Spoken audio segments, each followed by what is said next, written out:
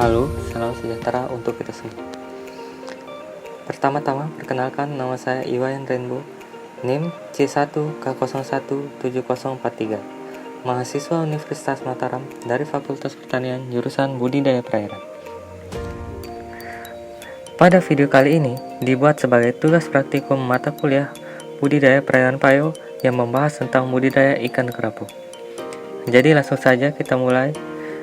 Pertama-tama, ikan kerapu atau biasa disebut dengan Epinephelus sp umumnya dikenal dengan istilah gropers dan merupakan salah satu komoditas perikanan yang mempunyai peluang baik di pasarkan domestik maupun pasar internasional.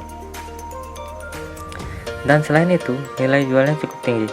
Ekspor ikan kerapu melaju pesat sebesar 350%, yaitu dari 19 ton pada tahun 1987 menjadi 50 juta ton pada tahun 1988. Untuk saat ini, terdapat 5 jenis ikan kerapu yang sudah berhasil dibudidayakan, yaitu kerapu bebek, kerapu macan, kerapu lumpur, kerapu sunu, dan kerapu batik.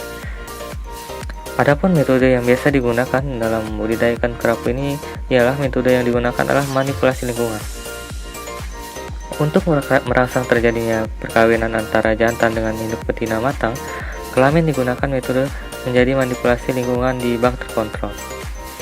Teknik pemijahan dengan manipulasi lingkungan ini dikembangkan berdasarkan pemijahan ikan kerapu di alam, yaitu dengan rangsangan atau kejutan faktor-faktor lingkungan seperti suhu, kadar garam, kedalaman air, dan lain-lain. Pemijahan mengikuti fase peredaran bulan pada saat bulan terang atau bulan gelap.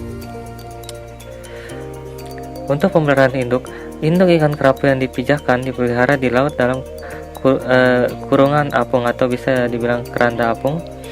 Pakan yang diberikan berupa ikan rucah segar berkadar lemak rendah. Di luar pemijahan ikan, takaran pakan yang diberikan sebesar 3-5% dari total berat badan ikan per hari, sedangkan pada musim pemijahan diturunkan menjadi 1%.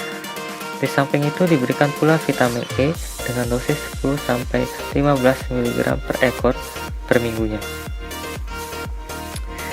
Kematangan kelamin induk jantan ikan kerapu diketahui dengan cara mengurut bagian perut ikan atau biasa disebut stripping ke arah awal sperma yang keluar warna putih susu dan jumlahnya banyak diamati untuk menentukan kualitasnya.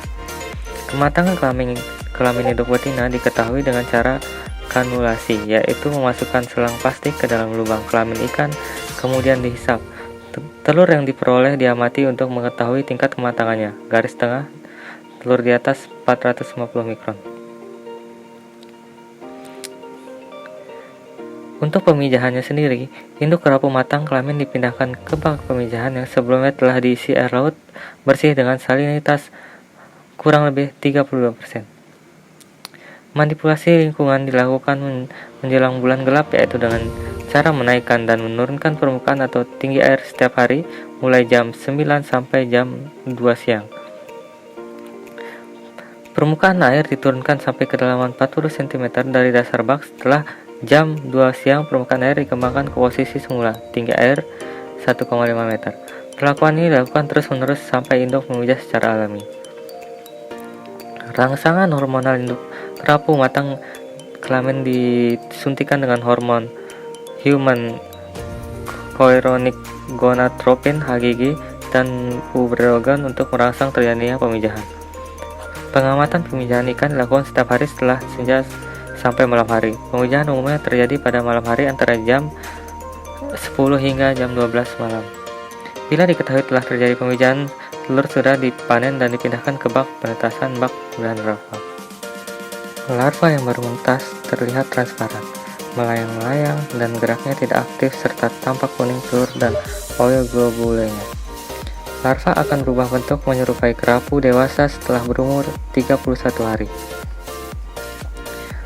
Larva kerapu yang baru menetas mempunyai cadangan makanan berupa kuning telur. Pakan ini akan dimanfaatkan sampai hari kedua. Setelah menetas dan selama kurun waktu tersebut, larva tidak memerlukan dari luar. Di samping itu, pada hari ke-17, larva mulai diberi pakan artemia yang telah berumur 1 hari. Kemudian, secara bertahap pakan yang diberikan diubah dari artemia umur 1 hari ke Artemia setengah dewasa dan akhirnya dewasa sampai larva berumur 50 hari. Pemberian pakan dengan cincangan daging ikan mulai dicoba pada saat metamorfosa larva sempurna menjadi benih ikan kerapu. Untuk pendedaran larva kerapu sendiri, pendedaran dibagi menjadi 2 tahap. Tahap awal menggunakan kelambu hijau dan memakan waktu 10-15 hari. Kerapu ditebarkan sekitar 500 hingga 2000 ekor per keramba, tergantung pada ukuran kerambanya. Dan diberi pakan utama udang dan ikan liar kecil yang ditangkap dari tambak. Setelah 10-15 hari, ikan dipindahkan ke kelambu hitam yang lebih besar dan kekuatan terbang dikurangi menjadi 300 hingga 1000 ekor per keramba. Selama tahap kedua, ikan diberi makan ikan ruca. Pada pendedaran ini sendiri, jaring harus dibersihkan secara teratur untuk melancarkan pertukaran air di keramba, sehingga kualitas air dalam keramba terjaga. Pembersihan atau penyucian kerambu biasanya dilakukan bersamaan dengan penyortiran. Ikan dipanen ketika sudah mencapai panjang total 7-10 cm, yang umumnya diperoleh setelah dipelihara 30-50 hari dari saat penebaran awal, hingga siap dipindahkan ke media pembesaran ikan kerapu yang telah disiapkan. Pada pembesaran ikan kerapu, sebelum memulai proses pembesarannya, hal-hal yang berhubungan dengan produksi harus sudah siap, mulai dari wadah yang tidak rusak dan kesesuaian antara ukuran mata jaring dengan ukuran benih yang ditebarkan. Dengan demikian, ikan akan tetap berada di dalam jaring selama pemeliharaan.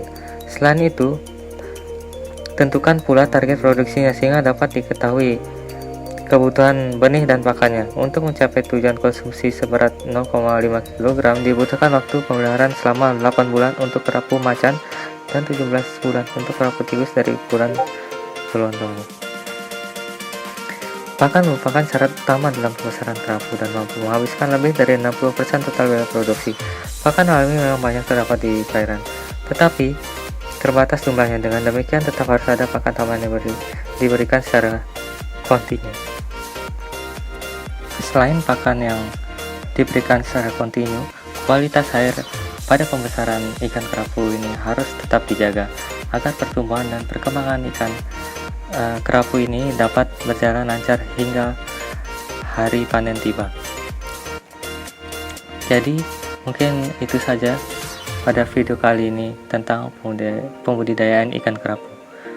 Kurang lebihnya mohon maaf. Jangan lupa like, komen, dan subscribe. Terima kasih.